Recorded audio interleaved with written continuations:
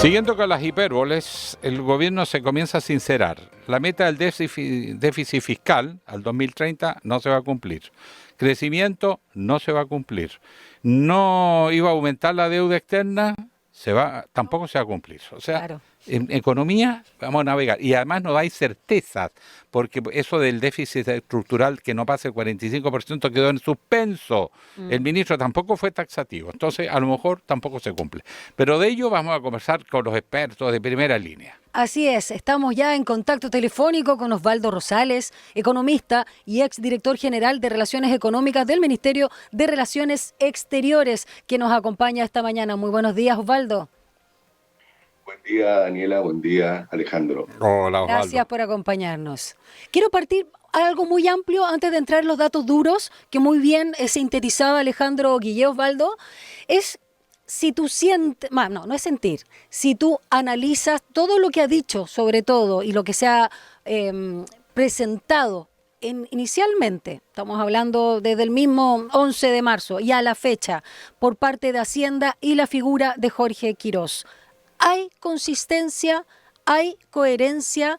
¿Es en este caso un proyecto macroeconómico para nuestro país sólido o hemos visto, por lo contrario, una situación cambiante, débil y sin sustancia realmente, con muchas contradicciones? ¿Cuál es tu juicio?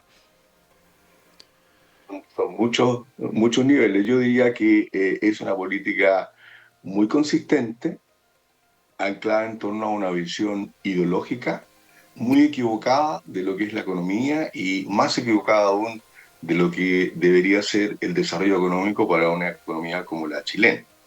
Es interesante que coloques el punto de partida en el 11 de marzo, porque si uno hace un desglose así muy rápido de las frases estelares, no solo de Quirós, sino que también del gobierno, eso da cuenta de cuál es la lógica, comillas, de emergencia, cierre comillas, con las cuales ellos siguen trabajando.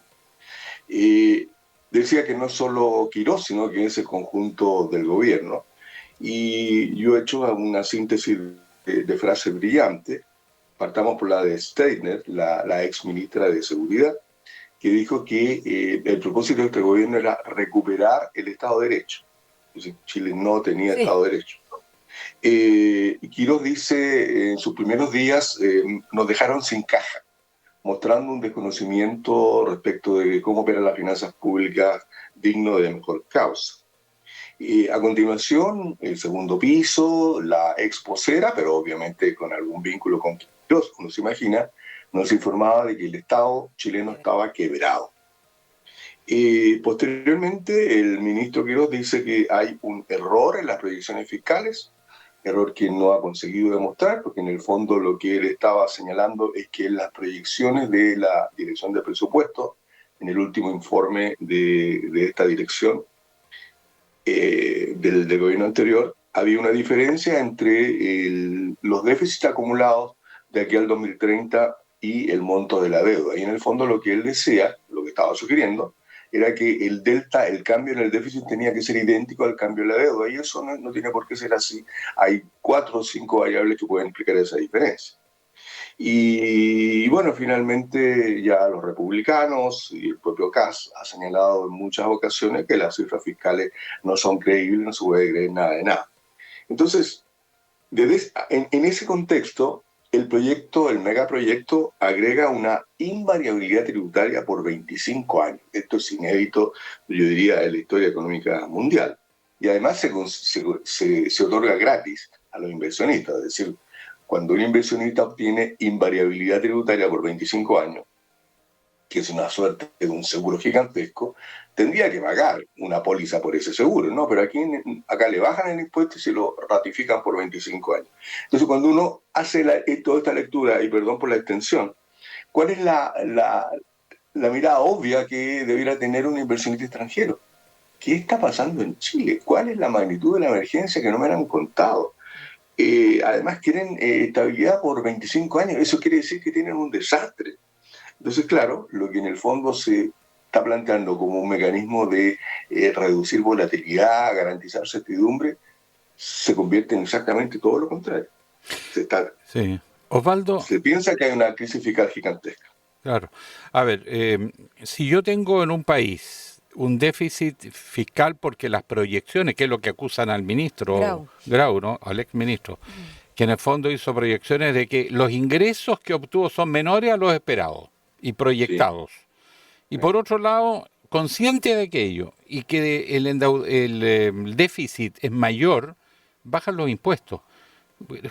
A ver, ¿cómo encaja esto? Pues si yo estoy diciendo que los ingresos van a ser menos y bajo los impuestos de una manera tan brutal, Y pidió prestada plata. claro, me obliga al paso siguiente. Pero ese conflicto, ¿qué lógica económica tiene? ¿En qué escuela de pensamiento eso tiene coherencia? La única escuela que avala ese proceder tan audaz y tan equivocado, insisto, es en la Unión Ideológica que postula que el crecimiento depende básicamente de impuestos, de regulación y el espíritu de los inversionistas. Es decir, yo voy a bajar impuestos y va a crecer la inversión de tal forma que va a aumentar el crecimiento y por esa vía el sector público va a obtener tantos impuestos, va a recaudar tantos impuestos que va a compensar la rebaja de impuestos. Ahora, en primer lugar, eso no ha acontecido en ninguna parte del mundo. Todos los economistas que tienen algún manejo sobre finanzas públicas lo han señalado. Pero no solo ellos, lo ha dicho el Fondo Monetario Internacional en todos sus documentos. Lo que dice el Fondo Monetario de manera pero irredarguible es ese tipo de rebaja al impuesto corporativo, a las empresas, en el mediano plazo, le hace 3, 4, 5 años, puede tener algún efecto en el crecimiento, puede tener algún efecto en el crecimiento. Sin embargo, no es ese crecimiento conseguido a través de esa rebaja, no consigue compensar la rebaja de impuestos iniciales y por lo tanto genera un déficit fiscal. De manera que si yo tengo un problema de déficit y me voy por esta vía que está promoviendo el ministro Quirós, lo que voy a hacer es voy a acentuar el déficit y las propias cifras del gobierno lo indican. Las cifras de la DIPRES actuales nos están diciendo que vamos a tener un déficit fiscal hasta el año 2035. Entonces, a partir de ahí, el ministro Quirós, con la fe del carbonero, nos dice, pero además nosotros vamos a conseguir un crecimiento tan dinámico que es posible que ese déficit se vaya reduciendo.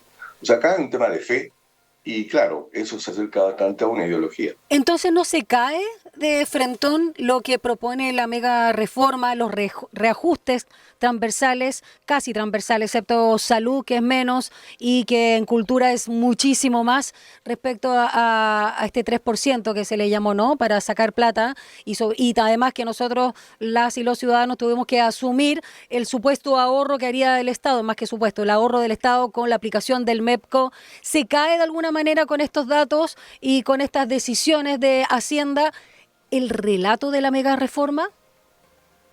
Una cosa es el relato y otra cosa es el resultado y otra distinta, lamentablemente, es su eventual aprobación en el Congreso.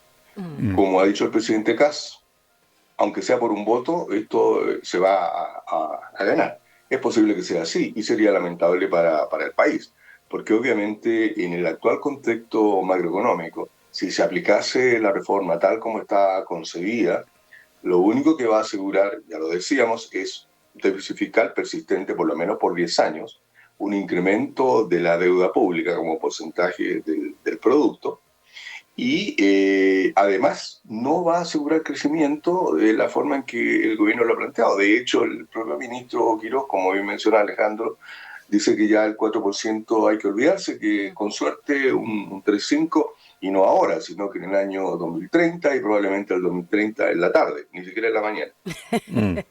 Ahora, claro, acá hay el propio discurso del gobierno se va desmoronando porque ellos mismos están cambiando las proyecciones económicas, que es por donde habla un gobierno. Ya no se pueden comprometer ni al crecimiento que dijeron ni al control del déficit. Vamos con la deuda. Se habían dicho que este gobierno tenía que atacar la deuda. Lo prometió en la campaña. Le dijo a los empresarios que están más interesados en estas cosas que incluso al ciudadano que no entiende mucho de estas materias. Eso está dirigido a la gente que maneja la economía en Chile. Pero eso tampoco. De todas formas, pero ¿saben lo que pasa, Alejandro? Es que el sistema empresarial, la gran empresa, los medios de comunicación que ustedes dos conocen muy bien, son absolutamente indiferentes a la realidad. son indiferentes al dato, porque detrás de eso hay una lógica de interés económico, interés político, que supera el dato. En este caso, dato no mata relato. Circulan por vías paralelas. De hecho, si uno mira, ¿no es cierto?, lo que está diciendo el mercado, como acostumbran decir ellos, hoy día estamos pensando en una inflación en torno al 4%, e incluso un crecimiento para este año que podría ser de 1.5. Ya lo planteó la OCDE en ese plano. Y esto, recordemos que a fines de enero, lo que nos decían las expectativas era una inflación bajo el 3%. Sí. Se esperaba una rebaja en la tasa monetaria a mediados de marzo. La inversión venía creciendo al 6%, el precio del cobre en nivel récord, y se esperaba un crecimiento del 3%. Entonces, claro, ¿qué pasó? Es evidente, claro, está el efecto, el amigo Trump, la guerra de Estados Unidos y Israel contra Irán, su impacto en los precios del combustible, pero también el benzinazo del ministro Quirós, que optó por traspasar íntegramente el shock de precio a las familias. Y hoy día entonces estamos en ese escenario de mayor inflación, menor crecimiento, hay que olvidarse de una rebaja en la tasa de interés y por lo tanto tampoco se va a mover mucho la tasa de desempleo. Osvaldo. Por tanto, hay un ideologismo del gobierno que boicoteó un escenario que permitía albergar buenas perspectivas económicas, y culmino con una frase adicional que se ha dicho poco. Las cifras fiscales que se están presentando ahora, actualizándose en función de todas las críticas que ha recibido tanto del Consejo Fiscal Autónomo como del un amplio arco de economistas, conducen a que el próximo año va a ser tremendamente apretado en materia económica, porque la única forma de que el gobierno pueda ajustarse a las cifras que él mismo ha planteado en este ultimísimo informe es que el gasto público prácticamente no crezca. Eso, 0%, claro, ahí quería ir justamente cuando tú citabas a un amplio espectro, incluso de economistas, muchos de ellos también de derecha. Hay una nota en La Tercera que hablan de que para el presupuesto del próximo año, 2027, se anticipa que el gasto debería crecer en torno al 0% para cumplir la meta fiscal del gobierno, o sea, sumamente restrictivo el erario 2027. Eso quiere decir que los recortes van a continuar. Y claro, ahí está siempre la duda respecto de cuál es el margen político que pueda resistir una podadora de esta magnitud. O sea, de aquí en adelante, pensando en el próximo año, una economía que va a crecer este año en 1.5, con un crecimiento cero del gasto público, más los recortes que ya se han anunciado. Entonces, obviamente, el sector público va a estar transmitiendo, vía contracción del gasto, una cierta presión recesiva, en el sentido de que obviamente el ajuste de la inversión tendrá que ser mucho más drástico, que es normalmente lo que primero se ajusta en política fiscal, y esa inversión pública nadie me podrá decir que es redundante, que es despilfarro. Parte de esa inversión importante tiene que ver con infraestructura y otros ámbitos que terminan habilitando la inversión privada. Por lo tanto, si yo reduzco la inversión pública, estoy afectando también la propia dinámica de la inversión privada, de manera que en ese contexto también, de acuerdo a las cifras que hoy día aparecen, lo que uno puede proyectar es un año económico 2027 bastante malo. Recesivo. Ahora, ¿por qué los empresarios están apoyando? Porque uno habla mucho de la deuda del Estado, que anda creo que todavía no llega al 43%, anda por ahí, y se teme que pase al 45%, y que sería malo. Pero las empresas no financieras en Chile, yo tengo entendido que están endeudadísimas. Bueno, sí, pero lamentablemente lo único que se considera es la deuda pública. Pero la pregunta de por qué están apoyando una dinámica de este tipo, yo creo que lamentablemente la respuesta es bastante simple. Ganarían mucho. Hay que tener en cuenta que cada punto de reducción en el impuesto de primera categoría, que afecta a la grande y mediana empresa, le resta al fisco 459 millones de dólares. Por lo tanto, pasar del 27 al 23% significa que el Estado pierde 1.835 millones de dólares. Y esos no quedan en el aire, o sea, quedan en las empresas. Porque además, el último estudio de la DIPRES al mes de febrero nos decía que de esta rebaja de 1.835 millones de dólares, 80% de esa rebaja beneficia al 1% de mayores ingresos. Y si vamos al 0.01, que son 1.500 personas, estas personas recibirían un beneficio promedio de 100 millones de pesos anuales producto de esa rebaja. De manera que cuando alguna de estas personas le están aportando de la noche a la mañana 100 millones de pesos cada año, lo más probable es que tiendan a apoyar la medida con independencia del efecto macro que esto pueda tener. Ahora, ¿no habrá detrás una estrategia de que al sacar al Estado, reducir la gestión del Estado y las prestaciones públicas del Estado, estén tratando de buscar una ampliación del área de negocios del sector privado? De todas formas, sí, de hecho el ministro Quirós dijo con todas sus letras que la mejor política social es el crecimiento y ojalá que fuese la única, así lo dijo. O sea, en el ideario del ministro de Hacienda actual, la política social tiene un espacio muy limitado de accionar, si es que lo tiene. Claro que ahí en la ideología de estas personas hay un mercado de competencia perfecta, donde todos los agentes económicos tienen el mismo peso económico, político y social, y por ende los precios se ajustan, en fin, el mundo ideal. Obviamente estamos muy lejos de aquello y por lo tanto está detrás la idea de que el Estado es parte del problema, no es parte de la solución, y por lo tanto achicar el Estado significa ampliar los espacios del sector privado, y eso significa más libertad para las personas y todo el discurso libertario anarquista de Milei. Osvaldo, para finalizar, mira, estoy pensando en voz alta, porque también viendo el rol que ha jugado o no, también ahí dejo el espacio para que comentes, la oposición o la oportunidad que tiene, y sin querer, advierto, banalizar el uso o abuso de las acusaciones constitucionales, si se está armando este libelo contra el exministro, que estuvo 7 meses además después de Marcel, Nicolás Grau, porque falló en las estimaciones, porque nadie, más allá de algún libertario o republicano un poco más fanático, ha dicho que hay dolo porque maquilló los datos, pero eso no tiene ningún sostén.